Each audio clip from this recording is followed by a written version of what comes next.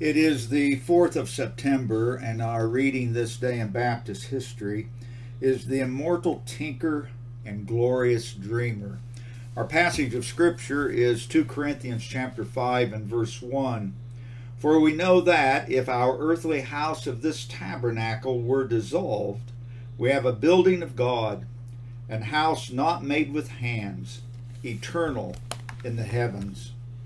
Historically, this was a sad day for the saints of the Bedford Church, for, and I quote, Wednesday, 4th of September, was kept in prayer and humiliation for this heavy stroke upon us, ye death of dear brother Bunyan.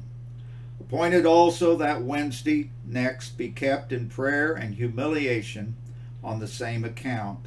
End of quote. Their beloved pastor, John Bunyan, had passed away on Friday, August 31, 1688, while on a preaching trip to London, England.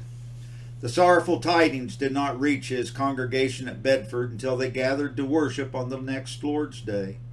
Thus it was that the congregation gathered in somber, grieving concert to seek God's comfort and to rededicate themselves to follow on in faithful worship and service. Let me paint a verbal thumbnail sketch of this hero. John Bunyan was born into poverty in 1628. His father was a tinker, that is, a repairer of brass kettles and pans. And John's mother died during John's infancy. When he was 16 or 17 years of age, John Bunyan joined the army.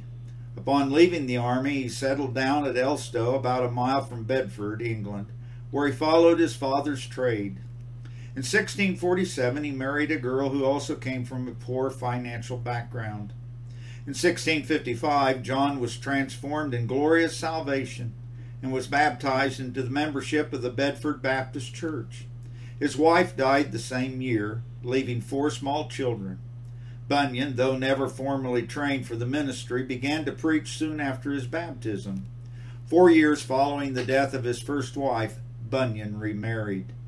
In 1660, John Bunyan became the first to be persecuted for nonconformity under the reign of Charles II. He was arrested and imprisoned for preaching without authorization of the state church. Shortly thereafter, 60 other dissenters were incarcerated. Some of these were preachers and others were laymen.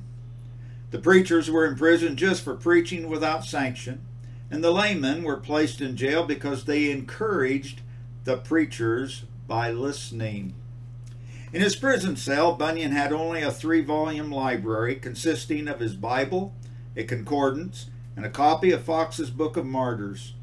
However, Bunyan's mind could not be incarcerated, and he experienced total freedom.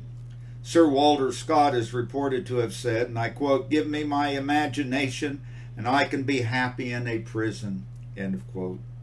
Sir Walter Raleigh, on the death of Queen Elizabeth, came into disfavor in the court and was imprisoned in the Tower of London for 13 years. But they could not shut up or change his active mind and spirit. He wrote a remarkable history of the world, which was considered a classic in the century that followed. Paul himself, when a prisoner in Rome, wrote letters that immortalized his name and have carried the gospel message to every generation since that time. Likewise, Bunyan's mind could not be controlled. In 12 years in prison, he wrote what was for centuries the most popular book written in the English language, The Pilgrim's Progress. In the 1672, the Act of Pardon freed him and gave him liberty to preach. Bunyan's fame reached all the way into the king's palace. During that period of England's history, John Owen was among the most eminent of the Puritan divines. He had, and I quote, declined a call to the presidency of Harvard College, end of quote. When King Charles II learned that John Owen frequented the preaching of the illiterate tinker, he ridiculed the Puritan divine for doing so. On that occasion, John Owen replied, and I quote, "May it please your majesty, could I possess that tinker's ability for preaching, I would most gladly relinquish all my learning." End of quote. In 1675, Bunyan was in jail again for a few months, but with his newly gained freedom, his popularity as a preacher grew continually. The intelligentsia of the land could not endure him, but as with his Lord, the common people heard him gladly. On one occasion, as Bunyan was preaching in Cambridge, he had an encounter with a university man near the town. The scholar asked how Bunyan dared to preach, not having the original scriptures. In reply, Bunyan wished to know if the scholar possessed the actual copies written by the prophets and apostles. "No, but I know them to be true copies of the originals." "And I," said Bunyan, "believe the English Bible is a true copy also." At that, we are told, the university man went his way. At Melbourne, a visit from Bunyan is said to have led to the conversion of a Cambridge scholar, William Bedford, who later became the founder of the Congregational Church in Royston, England. This is the account of a narrative of 1700, and I quote, "And the people being gathered together in the churchyard, a Cambridge scholar, and none of the soberest of them either, inquired what was the meaning of that concourse of people, it being upon a weekday. And being told that one Bunyan was to preach there, he gave a boy 2 pence to hold his horse, saying, he was resolved to hear the tinker prate. But apparently the tinker preached with such power that Will Bedford left Melbourne that day a converted man." End of quote. In London, Bunyan filled meeting houses to overflowing.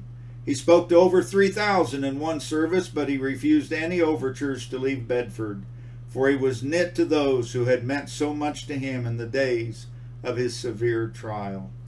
While Bunyan was on an errand of mercy, he was exposed to a heavy rain. His exposure brought on a violent fever.